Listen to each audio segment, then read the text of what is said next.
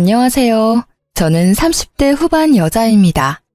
여러분은 헛똑똑이란 말을 들어보신 적이 있나요? 저는 부모님께 가끔 듣긴 했지만 크게 신경 쓰지 않고 넘겼었는데요. 제 인생에서 큰 사건을 겪은 지금은 그야말로 제가 헛똑똑이로 살아왔다는 걸 뼈저리게 느꼈답니다. 저는 학창시절부터 공부도 열심히 하고 주어진 일도 잘 해내서 주변 사람들에게 똑부러진다는 말을 자주 듣고 살아왔는데요.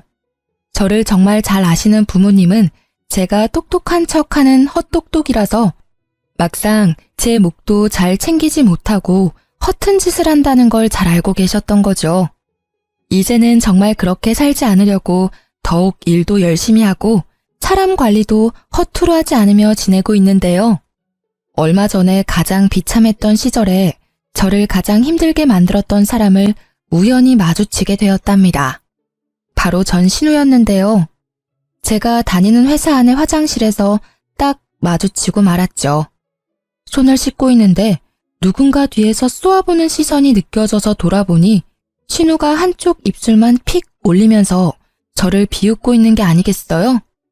아니, 이게 누구야?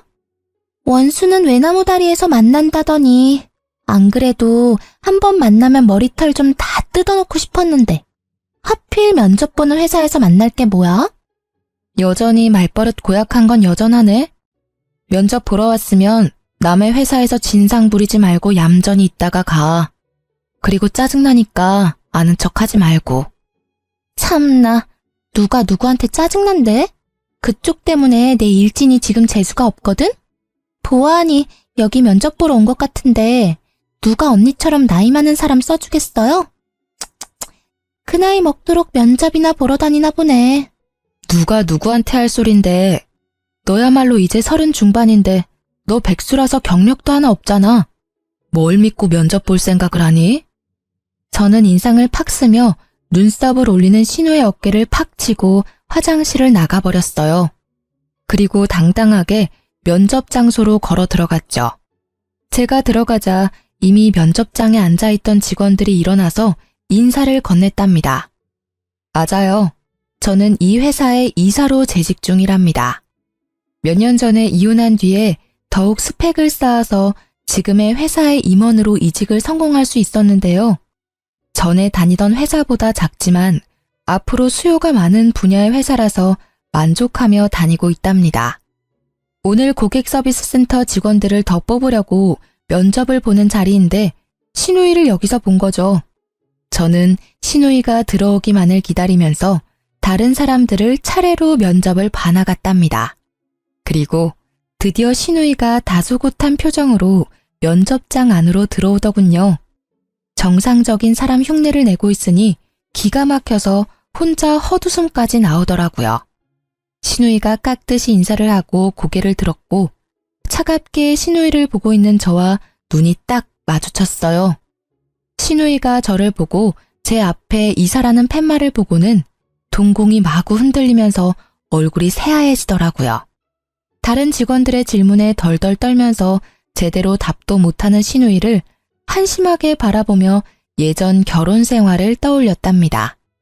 사회에 나와서 만났으면 상대도 안 했을 신우이 때문에 죽고 싶을 정도로 힘들었을 때가 있었죠. 도대체 어떤 사연일지 궁금하시죠? 제 이야기를 한번 들어봐 주세요. 저는 사내 연애로 오랫동안 만났던 남자와 헤어지고 1년 동안 방황을 했었어요. 저도 그랬고 회사 사람들도 당연히 결혼까지 할 거라고 생각했지만 그 남자는 아니었던 거죠. 그렇게 30대 중반이 되니 마음이 급해져서 소개팅을 많이 하게 되었는데요. 그 중에 한 명이 바로 전 남편이었던 거죠. 남편은 저를 만나자마자 이렇게 말하더라고요. 제가 어머니 때문에 그동안 소개팅을 참 많이 했습니다. 그런데 오늘 같은 느낌은 처음입니다. 이런 걸 첫눈에 반했다고 하는 걸까요? 처음 만나자마자 느끼한 말을 해대서 사실 처음부터 호감이 가진 않았어요. 하지만 남편은 자기의 말을 증명이라도 하듯이 정말 열정적으로 구애를 했답니다.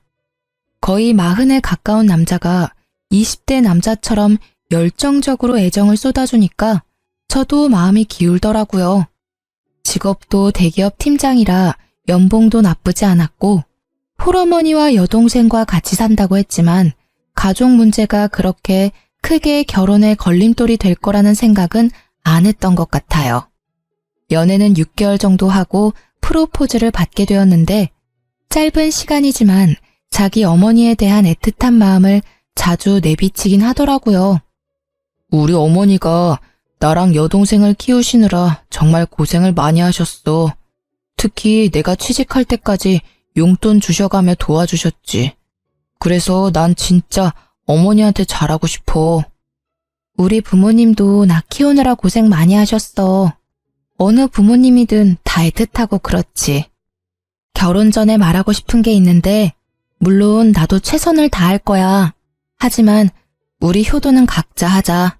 요즘 다 그런 거 알지? 어차피 분가에서 우리 둘이 사는데 양가 부모님들 뭐 얼마나 보겠어. 우리도 각자 일하느라 바쁘고. 근데 우리 엄마는 며느리랑 딸같이 친하게 지내시는 걸 항상 바라셨으니까 여보가 좀 맞춰줬으면 좋겠어. 너무 정없게 그러지 말고. 그래, 최선을 다한다니까. 그럼 자기도 우리 아버지랑 낚시도 가고 잘 지내줘. 우리 아빠도 사위랑 낚시 다니는 게 꿈이래. 제가 그렇게 말하니 남편은 꿀 먹은 벙어리처럼 아무 말도 하지 않더라고요. 그래서 알아들었나 생각했는데 지금 생각하면 계속 이런 문제로 다투면 결혼을 못할까봐 참았던 것이죠. 그렇게 상견례를 하게 되었고 고급 한정식 식당을 제가 직접 예약했답니다. 친정 부모님도 정시에 도착하셔서 남편과 이런저런 얘기를 나누시고 있었고요. 그런데 예비 시모와 신우가 1시간이나 늦게 온 게 아니겠어요? 남편이 안절부절 못하니 친정 아버지는 오히려 괜찮다고 다독여 주셨어요. 그때 문이 벌컥 열리며 두 사람이 거만한 태도로 들어오더라고요. 하필 골라도 이런 외진 데를 고를 게 뭐람? 택시도 안 잡히고 차는 또 어찌나 막히는지. 오빠, 우리한테 뭐라고 하지 마. 이런 식당을 잡은 게 문제지. 아, 짜증나. 배고파 죽겠네. 두 사람은 미안하단 말을 한마디도 하지 않고 오히려 당당하더라고요. 친정 부모님의 표정이 점점 굳어지는 걸 보자 제가 더 민망해졌답니다. 결혼식 날짜는 6월 20일로 받았는데 어떠신가요? 이날이 가장 좋다고 하는데요. 아, 안 돼요. 나 유럽 여행 갔다가 오는 날이 24일이니까 그 이후로 해요. 여행이요? 이미 예약을 다 한 거예요? 항공권도 다 샀어요? 아니, 아직 산 건 아닌데 이미 친구들하고 날짜 다 맞춰서 안 돼요. 아, 더 늦게 해요. 결혼식이 뭐 대수라고. 네? 오빠 결혼식이 여행보다 더 중요하죠. 제가 알아보니까 식장도 21일이 제일 저렴하고 조건도 좋아요. 좀 양보해 주시면 안 될까요? 예, 21일 말고 그 다음 주 주말로 하면 되지. 일주일 차이가 뭐 그리 대수라고 그래? 벌써부터 신우이를 이기려고 하니? 우리 아들같이 잘난 남자랑 결혼하면 받아들일 건 받아들여야지. 사부인, 안 그래요?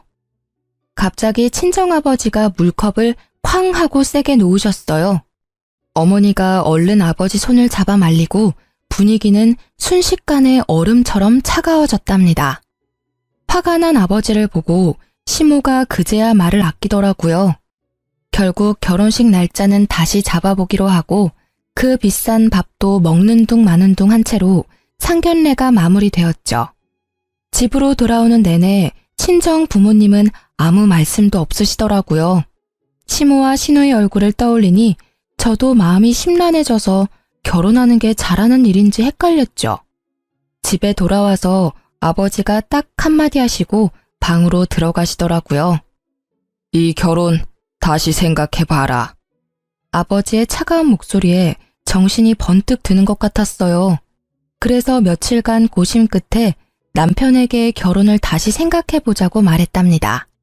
그랬더니 매일 저녁마다 집으로 찾아와 친정 부모님 앞에서 죄송하다고 비는 게 아니겠어요.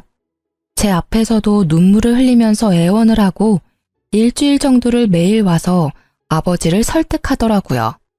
결국 아버지도 결혼을 허락해 주셨고 남편이 결혼식이며 신혼여행까지 책임을 지고 진행시키더라고요. 제가 신경 쓰지 않도록 세세한 부분까지 신경 써가며 결혼식을 준비하는 걸 보니 이 남자를 믿고 살아가 봐도 좋겠다는 생각이 들었죠. 그렇게 여름에 신부가 되어 결혼식을 치르는 날이 다가왔답니다. 신부 대기실에서 친구들과 사진 찍으며 얘기를 나누고 있는데 문이 벌컥 열리더라고요. 문소리만 듣고도 본능적으로 신우이라는 걸 알겠더라고요. 신우를 본 친구들이 경악을 하며 저를 바라봤어요. 그래서 저도 신우를 쳐다봤는데 세상에 하얀 원피스를 입고 왔더라고요. 거기다 빨간 구두를 신고 화장도 세상 촌스럽게 하고 와서 누가 보면 결혼식 파토 내려고 온 여자인 줄 알겠더라고요. 아가씨, 왜 한복을 안 입고 원피스를 입었어요? 근데 원피스 색이 좀... 색이 왜요? 이거 베이지 색이에요. 내가 살 때도 흰색 아닌 거 확인하고 산 거예요. 나도 예의는 있어요. 그리고 이거 명품이라고요. 소리를 삑 지르고 제 옆에 앉아서 사진을 찍기 시작하는데 진짜 미쳐버리겠더라고요. 친구들도 기가 막혀서 입을 떡 벌리고 있고 다른 사람들은 신우의 옷을 보고 다 수군수군 됐죠. 그렇게 결혼식이 시작되고 정신이 하나도 없이 버진로드를 걷고 여차저차 결혼식이 마무리가 되었어요. 사진 찍는 순서가 되고 신우가 제 옆에 딱 서자 그제야 정신이 번쩍 들더라고요. 다행히도 제 가방순이 친구가 신우의 옆을 파고들어 제 옆에 서주더라고요. 덕분에 하얀 옷 옆에 하얀 옷이 되는 참사는 피할 수 있었답니다.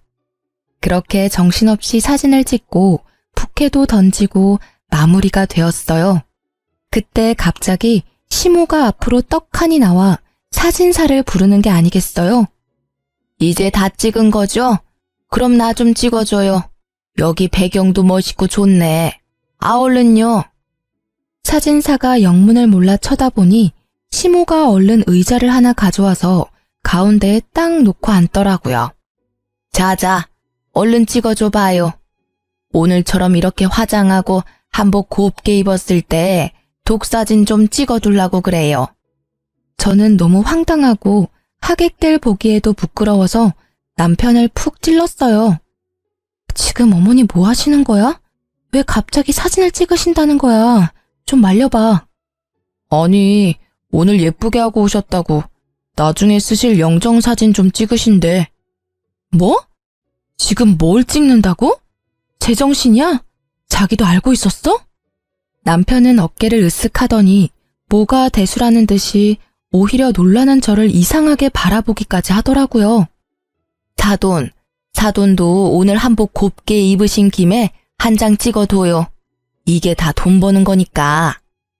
결국 친정 부모님은 얼굴이 굳으셔서 자리를 피해버리셨어요. 그 와중에 시모 머리까지 매만져주며 사진 각도까지 체크하는 신우 모습에 남아있던 하객들이 웃기까지 했답니다. 저는 너무 부끄러워서 쥐구멍이라도 들어가고 싶을 정도였죠. 결국 시모는 영정사진을 찍었고 저는 결혼사진 앨범 선택할 때 시모 사진도 비싼 돈을 주고 사야만 했답니다. 그 장면이 너무 충격적이라 지금도 결혼식은 하나도 기억이 안 나고 떡하니 의자 놓고 앉던 시모 모습이 제일 먼저 떠오를 정도니까요.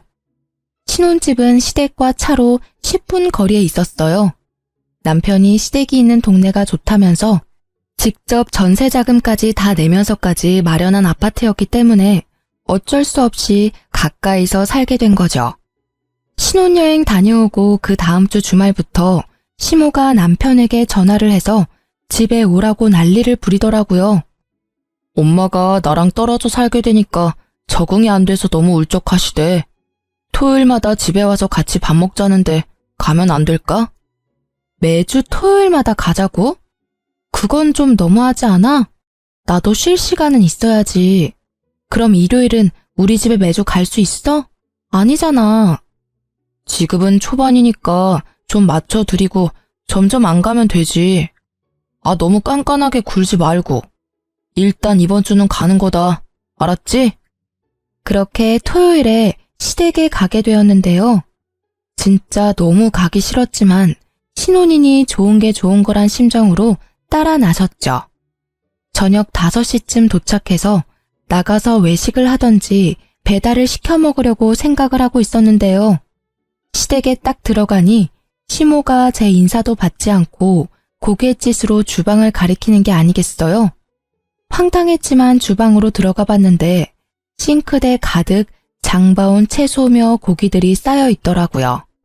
어느새 제 옆으로 다가온 시모가 말했어요. 어디 이제 시집을 왔으니 솜씨 좀 보자. 오늘은 간단하게 갈비찜이랑 잡채 좀 해봐라. 내가 너 힘들까봐 장까지 미리 다 봐뒀다. 이런 시어머니가 어딨니? 전 요리 잘 안 해봐서 갈비찜 같은 건 못해요. 나가서 외식하면 안 될까요?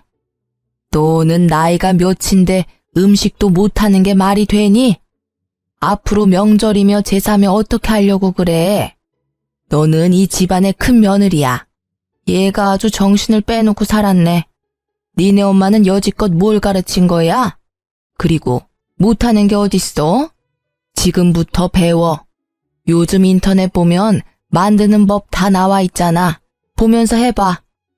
시모는 저만 남겨두고 거실로 가버렸죠. 황당해서 남편을 좀 부르려고 했는데 셋이 예능 프로를 보며 아주 배꼽을 잡고 웃고 있더라고요.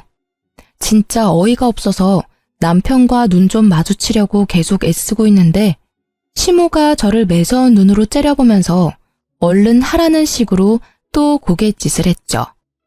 저는 하는 수 없이 갈비찜 만드는 법을 검색해서 따라해보기 시작했어요. 처음 만드는 거니까 시간도 오래 걸리고 정신도 없고 미치겠더라고요. 혼자 불 앞에서 땀을 뻘뻘 흘리며 요리를 하고 있는데 신우가 어슬렁거리며 주방으로 들어왔죠. 뭐, 타는 냄새 나는 것 같은데? 언니 진짜 잡채도 처음 해봐요? 그래놓고 어떻게 결혼을 할 생각을 했지? 아가씨, 지금 정신 하나도 없으니까 좀 도와주던지 아니면 나갈래요? 무서워. 네, 나갈게요. 오늘 안에는 먹을 수 있으려나 몰라. 그러면서 제가 썰어놓은 당근을 하나씩 빼서 먹는 게 아니겠어요. 제가 도끼 눈을 하고 쳐다보니까 신우가 훗 하고 비웃고는 들었던 당근을 탁 던져버리고 나가더라고요. 저는 다 때려치고 집으로 뛰쳐가고 싶었지만 참을 인자를 새기며 계속 요리를 할 수밖에 없었죠. 거의 2시간 동안 만들어서 간신히 밥상을 차렸는데 얄미운 신우가 또 한마디 하면서 식탁에 앉더라고요. 배고파 죽겠네. 갈비찜 30분이면 할 걸 무슨 2시간이 걸려? 너무 짜다. 오빠, 잡채 좀 먹어봐. 와, 이렇게 맛없는 거 처음 먹어봐. 우리 아들 도대체 장가 가서 뭐 먹고 회사 가는 거야? 너 남편 저녁밥은 챙겨주니? 그 쉬운 갈비찜도 이따위로 만들고 한심하다 한심해. 너 안 되겠어. 매주 주말마다 와서 요리 배워. 알았어? 저희는 저녁까지 회사에서 다 먹고 와요. 그리고 요즘 밀키트가 얼마나 잘 나오는데요. 돈도 더 절약돼요, 어머니. 말 대답 좀 하지 마라. 너 제사상도 밀키트로 차릴 거야? 에휴, 얘를 뭐부터 가르쳐야 돼? 나이나 어리면 그러려니 하지. 이건 40이 다 돼가면서 남편 밥도 제대로 못 차리는 걸 하필 데려와가지고. 시모는 거칠게 숟가락을 내던지면서 소리를 지르는 거예요. 저는 너무 놀라고 이런 대접받는 게 이해가 되지 않아서 화가 머리 끝까지 났답니다. 입술을 꽉 물고 남편을 쳐다보니 남편은 고개만 푹 숙이고 밥을 먹고 있더라고요. 시누이와 시모는 못 먹겠다면서 거실로 나가서 계속 궁시렁대더라고요. 저는 이대로 가단 폭발할 것 같아서 조용히 일어나 가방을 들고 현관문으로 향했어요. 제가 나가는 걸 본 시모가 악을 쓰듯이 소리를 지르더라고요. 야, 너 어디서 베어먹은 버르장머리야? 당장 안 들어와? 누구 보고 설거지하라고 부엌을 개판으로 만들고 나가는 거야? 야! 저는 그대로 집으로 돌아왔고 남편은 뒤따라오더니 시모한테 전화해서 사과하라고 계속 강요하더라고요. 그런 남편도 꼴 보기 싫어서 아무 말도 안 하고 일주일 동안 냉전이 이어졌답니다. 시모와 신우는 하루에 수십 개씩 메시지를 보내는데 스토커도 이렇게는 안 할 것 같네요. 소름까지 끼쳐서 아예 며칠은 핸드폰을 끄고 살 정도였답니다. 특히 어이가 없는 건 제가 그렇게 가버렸는데도 신우가 매주 금요일마다 먹고 싶은 메뉴를 보내는 거였어요. 도대체 무슨 생각으로 사는 건지. 진심으로 신우이가 덜 떨어져 보이기까지 했어요. 그러거나 말거나 읽지도 않고 철저히 무시해버렸죠. 퇴근하고 와서 저녁 먹고 쉬고 있는데 갑자기 초인종이 막 울리는 게 아니겠어요. 깜짝 놀라서 옆에 있던 남편을 쳐다보니 남편도 영문을 모르겠다는 표정으로 확인을 해보더라고요. 아니나 다를까 신우가 저승사자처럼 서 있더라고요. 언니, 왜 연락을 안 받아요? 혹시 나 차단한 거예요? 진짜 기가 막히네. 무슨 일인데 야밤에 집까지 찾아와요? 급한 일이 있으면 오빠한테라도 연락하면 되잖아요. 엄청 급한 일이니까 내가 쫓아온 거죠. 나 내일 갑자기 면접이 잡혀서 내일 입고 갈 옷 좀 빌려줘요. 언니는 회사 다니니까 정장 많잖아요. 신우는 통보하듯 말하고는 거침없이 안방문을 열고 들어가더라고요. 너무 황당해서 얼른 뒤따라갔는데 벌써 옷장을 열고는 제 옷들을 뒤적이고 있었어요. 아니 이게 지금 뭐 하는 거예요? 왜 남의 옷을 막 뒤져요? 그리고 아가씨랑 나랑 사이즈가 다른데 어떻게 입으려고요? 얼마나 차이 난다고 그래요? 가지고 있는 옷 중에 좀 사이즈 넉넉한 거 없어요? 아니, 내가 당장 옷을 사달라는 것도 아니고 한 번 빌려 입는다는데 뭘 이렇게 야박하게 굴어요? 그래, 내일 면접 본다는데 당신이 좀 좋은 마음으로 옷 좀 챙겨줘. 이 옷 괜찮네. 나 이거랑 이 블라우스 가져가도 되죠? 어? 이 가방 내가 갖고 싶었던 건데.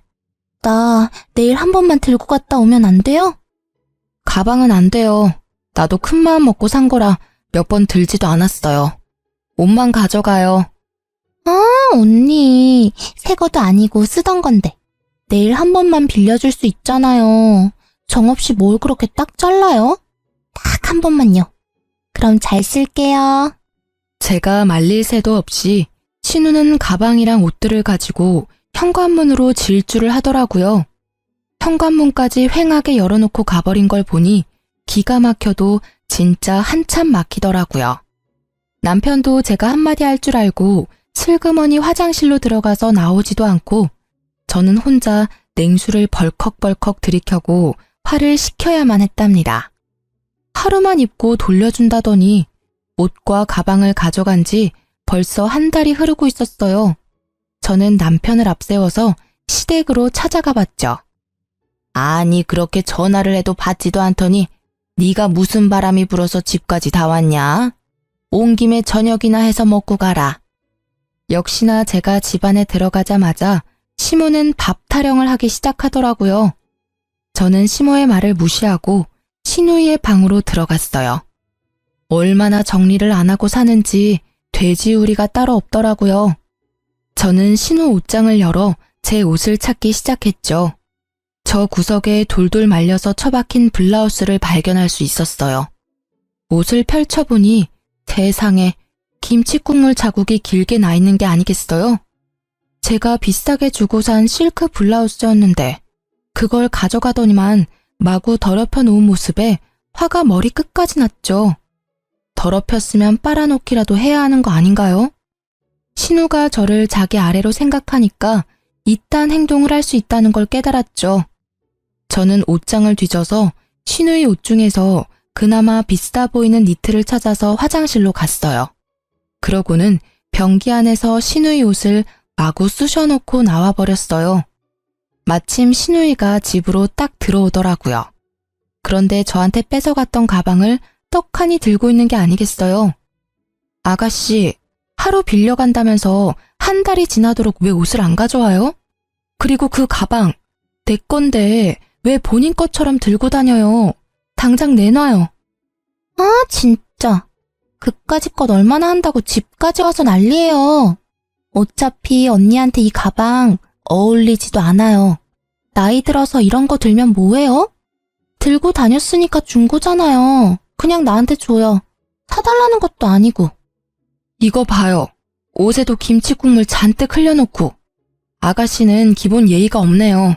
당장 가방 내놔요. 저는 신우이 손에서 억지로 가방을 뺏어서 현관으로 가버렸어요. 그때 시모가 달려와서 제 팔을 잡고 저를 휙 돌려 세우더라고요. 야, 이게 보자 하니까 우리 귀한 딸한테 뭐 하는 짓이야? 새언니가 돼가지고 신우이가 면접 본다면 정장 한 벌 쫙 사줄 생각을 해야지. 큰며느리 그릇이 간장종지만한데 집안 잘 돌아가겠다. 어머니, 저도 우리 집에선 귀한 딸이에요. 그리고 생판 모르는 사람한테 숟가락 하나를 빌려도 깨끗하게 닦아서 돌려주는 게 당연한 건데 아가씨 하는 짓 좀 보세요. 그때 신우이가 악 하고 소리를 지르는 소리가 들리더니 변기물이 뚝뚝 떨어지는 니트를 들고 제 앞으로 달려들더라고요. 이거 언니가 이랬어요? 진짜 미친 거 아니야? 이게 얼마짜린데? 더군다나 니트를 변기에 쳐박아? 진짜 정신병자네? 오빠 정신병자랑 결혼했어. 나 절대 못 넘어가. 얘가 처음엔 아주 얌전을 떨더니만 아주 무서운 애였네. 진짜 네가 이런 거야? 너 제정신이야? 당장 우리 딸한테 사과하고 당장 똑같은 거 사와. 그럼 아가씨도 내 블라우스랑 뜯어진 치마 똑같은 걸로 사와요. 그럼 나도 그까진 니트 사다 줄 테니까. 그리고 어머니, 덜 떨어진 아가씨 그렇게 계속 감싸면 아가씨 결혼도 못하고 평생 저렇게 살 거니까 정신 차리세요. 저는 할 말을 잃고 어버버하는 시모를 뒤로 하고 남편을 쳐다보지도 않고 집으로 돌아와 버렸답니다. 남편도 바로 저를 따라와서 엄청나게 화를 내더라고요. 시모와 시누이가 핸드폰에 불이 나도록 번갈아가며 전화하는 건 말할 것도 없고요. 한 번도 제 편을 들지 않는 남편한테도 더 이상 실망할 것도 없고 말 섞기도 지쳐서 완전히 무시하고 말도 하지 않고 지냈답니다.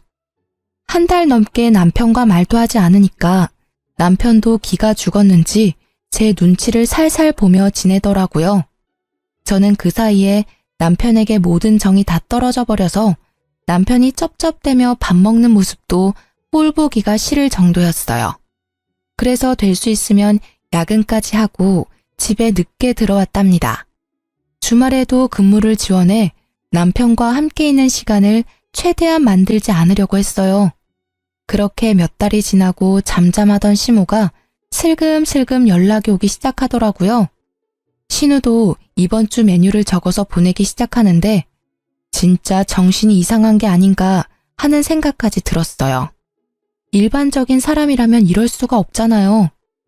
하루는 제가 정신없이 일을 하다가 전화가 와서 확인도 안 하고 받았는데 앞불싸 신우이더라고요.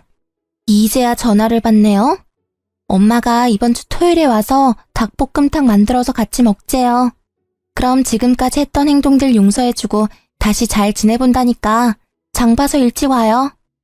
내가 용서받지 못할 행동한 게 있나요? 아가씨가 나한테 잘못을 빌어야 될 것 같은데. 아가씨 면접 붙었어요? 떨어졌죠? 그럼 지금 하는 일 없는 백수잖아요. 아가씨가 어머니한테 닭볶음탕 좀 만들어서 효도 좀 해봐요. 됐죠? 말 다 했어요? 나도 알바 하거든요.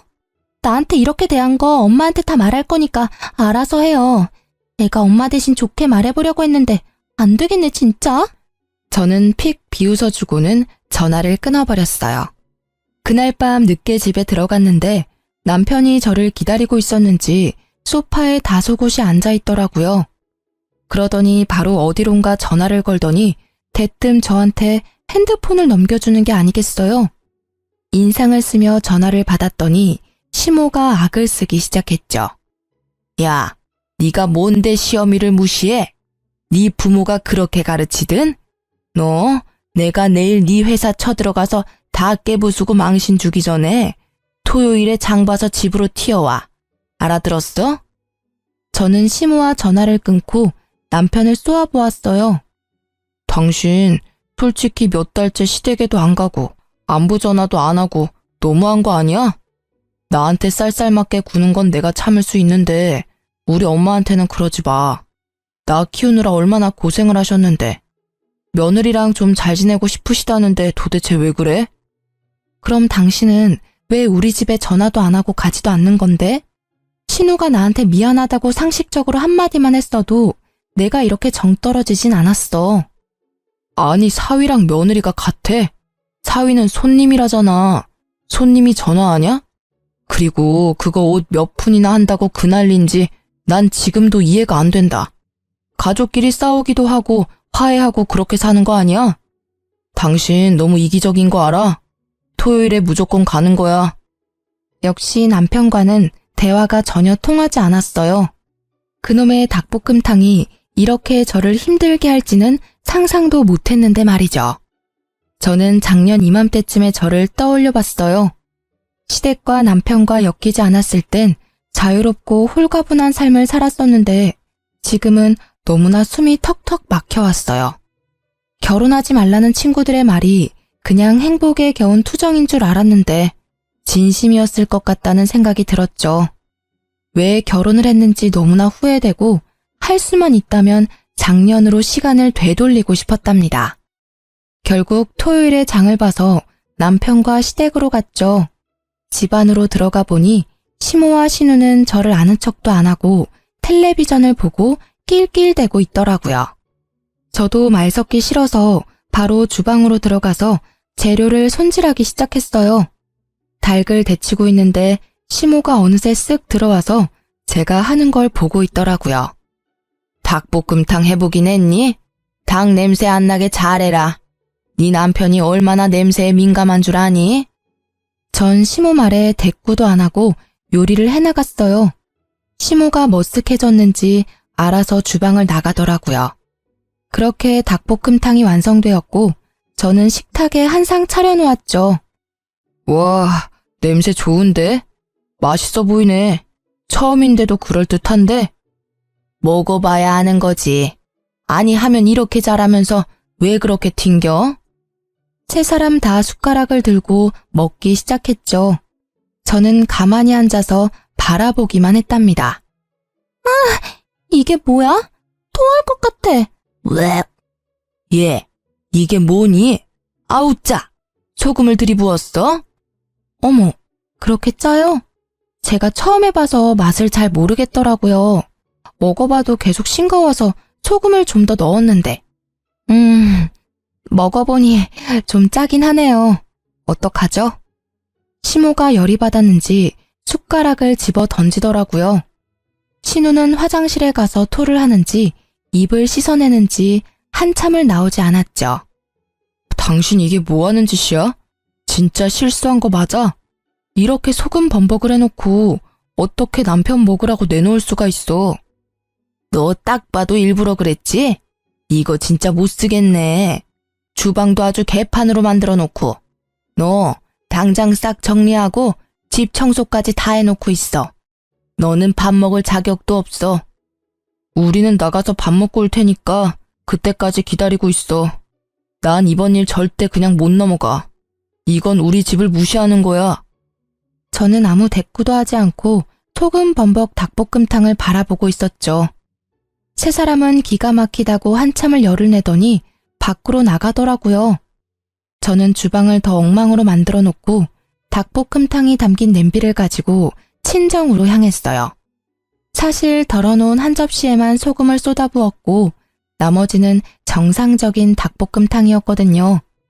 제가 갑자기 찾아오자 친정 부모님은 놀라신 눈치였지만 제가 만든 닭볶음탕을 드시면서 맛있다고 행복하게 드시더라고요. 저도 그런 부모님의 모습을 보며 그동안 부모님을 위해 요리 한번 제대로 해본 적이 없다는 걸 깨닫고 제 자신을 돌아보게 되었죠. 부모님과 식사를 마치고 수다를 떨면서 오랜만에 평화로운 시간을 보내고 있는데 아니나 다를까 핸드폰에서 불이 나도록 연락이 오기 시작했어요. 30분 정도 지났을까? 친정집 현관문을 누가 미친 듯이 두드리기 시작했답니다. 놀라신 부모님이 현관문을 열자 남편이 씩씩대며 서 있더라고요. 아니 자네 이게 무슨 일인가? 왜 이렇게 문을 부수듯이 두드려? 제 처 여기 있죠? 아무리 전화를 해도 받아야 말이죠. 야, 당장 나와. 야라니? 자네 왜 이렇게 흥분을 했나? 도대체 무슨 일인가? 저게 우리 집 주방을 개판으로 만들고 일부러 소금을 들이부어서 제 동생은 죽을 뻔했다고요. 아니 시댁을 얼마나 무시하면 그딴 짓을 합니까? 저 절대 못 넘어갑니다. 오늘 아주 버릇을 단단히 고쳐놔야지. 야, 당장 나와. 누가 들으면 내가 음식에 독이라도 탔는 줄 알겠네. 당신이야말로 우리 집에 와서 이게 무슨 행패야? 우리 집은 우스워 보여? 이게 아직도 말대답이야? 하늘 같은 남편을 이따위로 취급해? 당장 따라 나와. 남편이 제 손목을 세게 비틀어서 잡아 끌기 시작했어요. 화가 난 아버지가 남편을 팍 밀쳐버렸죠. 자네야말로 장인 장모를 얼마나 무시하면 내 앞에서 내 딸 손모가지를 비트나? 여지껏 우리 딸 이렇게 대한 거야? 당장 꺼지게. 당장! 친정아버지가 문을 못 닫도록 막아대는 남편을 다시 한번 세게 밀어서 넘어뜨리고는 현관문을 닫아버렸답니다. 남편은 한참을 쿵쿵 발로 현관문을 차다가 돌아갔죠. 너 여지껏 이런 취급을 받았어? 네가 저놈보다 뭐가 부족해서? 당장 이혼해라. 하나 보면 열을 한다고 더 볼 것도 없다. 아버지의 말을 듣고 저도 정신이 바짝 차려지면서 이혼을 해야겠다는 결심이 굳어졌어요.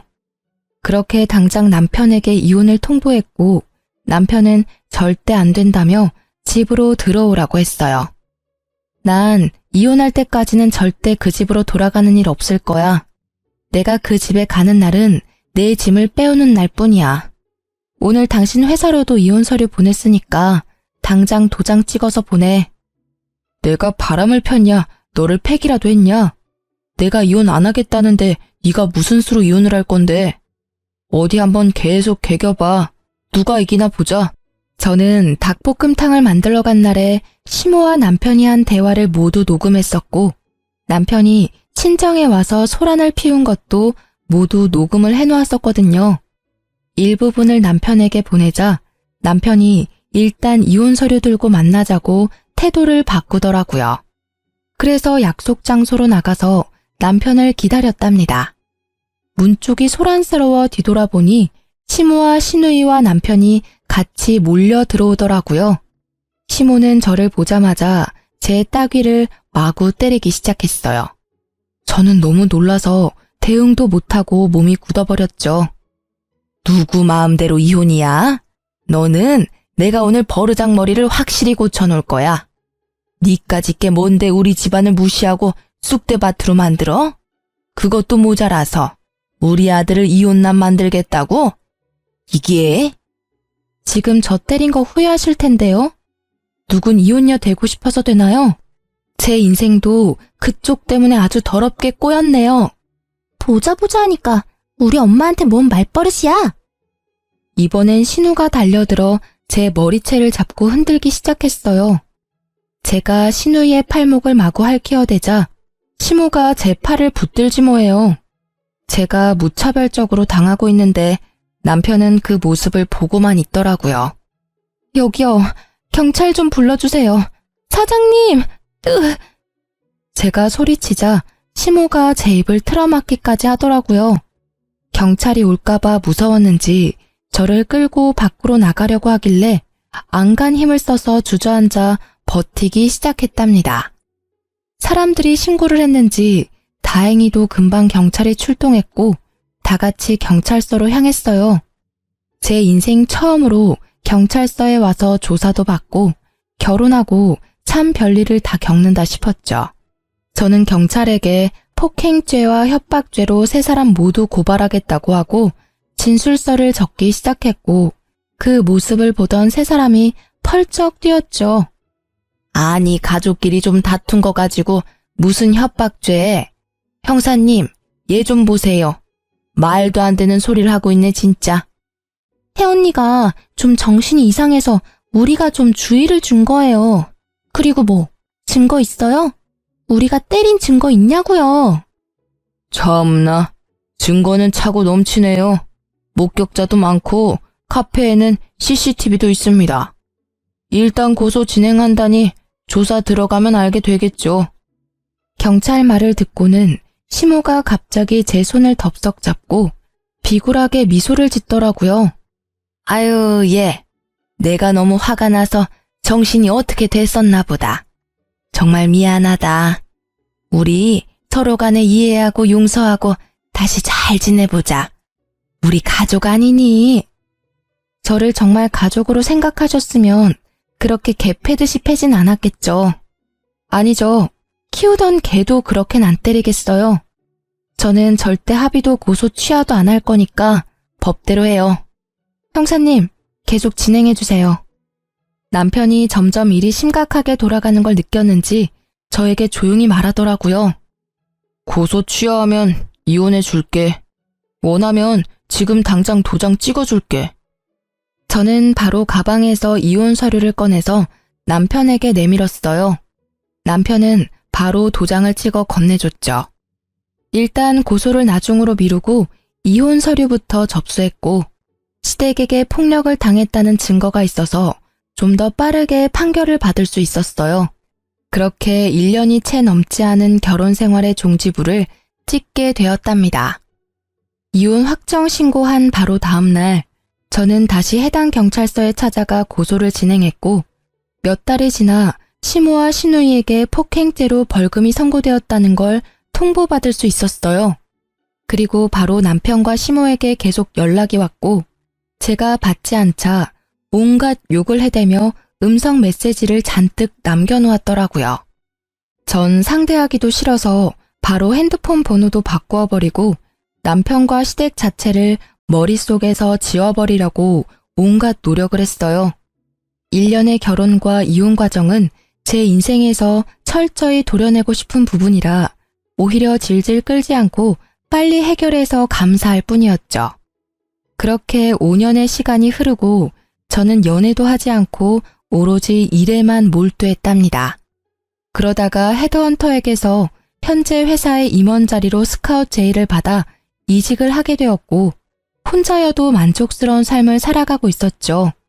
그러다가 면접 자리에서 전 시누이를 딱 맞닥뜨리게 되니 예전 생각이 나서 기분이 너무 안 좋더라고요. 면접 내내 제 눈치만 보며 말도 제대로 못한 시누이는 쫓기듯이 면접장을 나가버렸어요.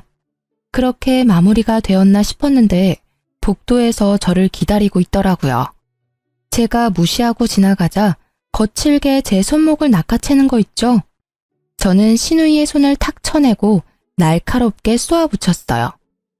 이게 지금 예의 없게 무슨 짓이죠? 우리 집은 개떡같이 만들어놓고 혼자 아주 잘 나가고 계셨네? 너랑 이혼하고 우리 오빤 회사에서 잘려서 지금까지 백수야. 생활비가 없어서 우리 엄마가 청소 일하러 다니다가 허리 다쳐서 지금 요양병원에 있어. 다 너 때문이야. 어떻게 책임질래? 네 오빠가 잘려서 다시 직장 못 구하는 게 왜 내 탓이니? 무능력한 네 오빠 탓이지.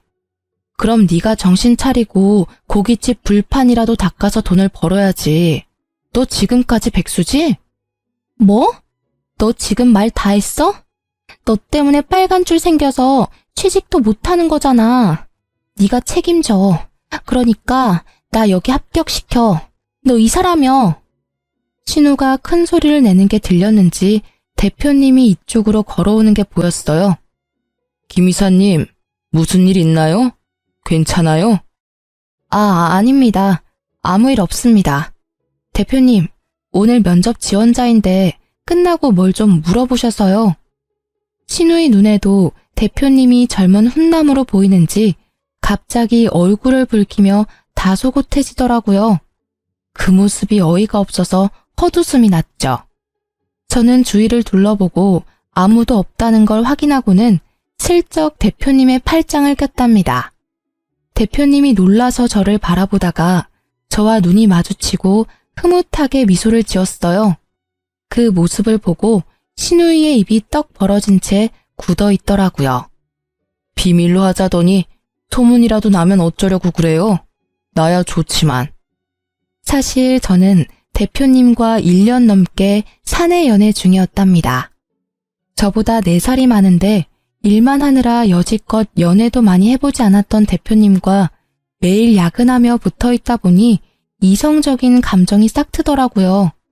슬슬 결혼 얘기가 나오고 있어서 곧 회사에도 알릴 예정이긴 했지만 신우의 부끄러워하는 얼굴을 보니 일부러 보여주고 싶었달까요?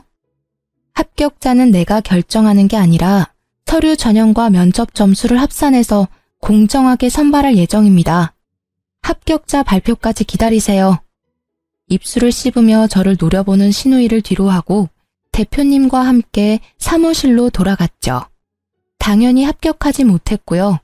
다시는 마주치고 싶지 않을 뿐입니다. 전 매일을 바쁘게 일하며 지내고 있고 대표님의 프로포즈를 받아 곧 결혼식을 올릴 예정이랍니다. 이번엔 아픔 없는 결혼 생활을 이어나가고 싶은 마음이 크네요. 하지만 가장 소중한 건 제 자신이니까 항상 저를 첫 번째로 두고 살아가려고 한답니다. 여러분도 자기 자신을 최고로 여기는 삶을 사시길 바라면서 제 사연을 이걸로 마칠게요. 들어주셔서 감사합니다. 모두 행복하세요.